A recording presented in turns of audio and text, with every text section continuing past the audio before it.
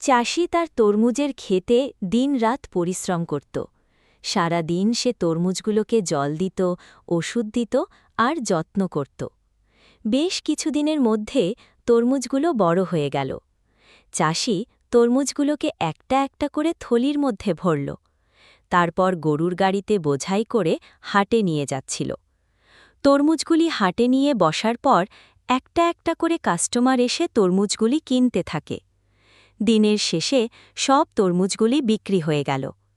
চাষি বাড়ি এসে তরমুজ বিক্রির টাকাগুলি একটি বাক্সে ভরে রাখল আর ক্লান্ত হয়ে ঘুমিয়ে পড়ল। তারপর গভীর রাতে একটি চোর এসে চাষির বাক্সে রাখা টাকাগুলি সব চুরি করে নিল। সকালে ঘুম থেকে উঠে চাষি সেই বাক্সটা খুলে দেখল একটি টাকাও নেই। চাষি তখন কাঁদতে লাগল। কিন্তু চাষিদের কেউ লাইক সাবস্ক্রাইব করে না।